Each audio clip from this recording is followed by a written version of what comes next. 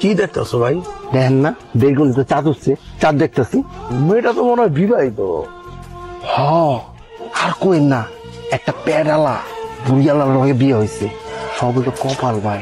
আসলে কি ওই যে টাকা আছে, টাকা আছে দেখে তো এই কুচি মেয়েরা বিয়ে করতে পারছে। যদি টাকা না থাকতো ওই বুড়িয়ালার কি ওই মাইয়া জীবনও বিয়ে করতো? জীবনও বিয়ে করতো না।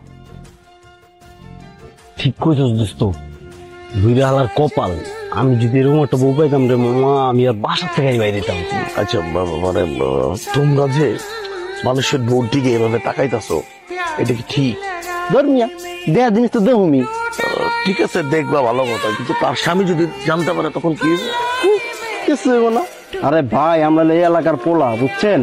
আঙ্গুর আছে না, এটা কি চুল, একটা চুলও ছিটতে পারবো না। ধরবে ডিস্টার্ব করলে যান, দেখতে দেন। কিরে তোরা কইছিলি তখন চলছে, তার আমরা দেখ কত শিখছি, দেখ এরপর টাঙ্গাই ছেড়ে দিব। কত বড় সাহস! এই তোমার না কইছি তুই বারান্দায় না? বখাটে ছেলেদের মতন তুমি রাস্তায় মারপিট করছিলে কেন? তুমি বারান্দায় ছিল, ওই বকাটি গুলো তোমার দেখতেছিল, উল্টা পাল্টা কথা বলতেছিল। হ্যাঁ, আমার বলতেছে আমি কত চুলও শিখতে পারবো না। এই যে দেখো কতগুলো চুল ছিল নিয়ে বসে, তাই না ছিল নিয়ে পড়ছে। এই রাস্তার ভিতরে খাড়াইয়া ব্যালকনির দিকে চেয়ে আসো কেন? কারণ কি? আরে আঙ্কেল, আপনি যে কি বলেন না। তুমি যে কি জন্য ব্যালকনিটা তাকায় থাকো সেটা আমি জানি, খুব ভালো করে জানি, কিন্তু লাভ নাই, কোনোই লাভ নাই। দিনের বেলায় চাঁদ দেখার ব্যবস্থা আমি বন্ধ করে দিচ্ছি। আচ্ছা যাই হোক, আপনার সাথে এই বোরকা পরা মেয়েটাকে?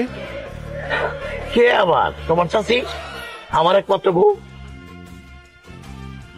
হ্যালো, কে বলছেন? দুলা ভাই ফোন নিয়েছে কেন? কি আর বলবো, এই লোকটা সব সময় ঘাউরামি করে। ঘাউরামি না হয় মেনে নিলাম, তুই জানিস ও আমাকে সন্দেহ করে।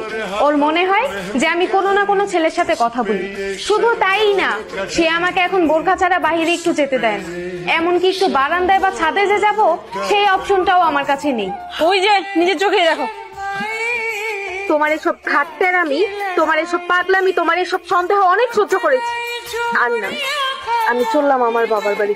যা, যা, লাগবো না।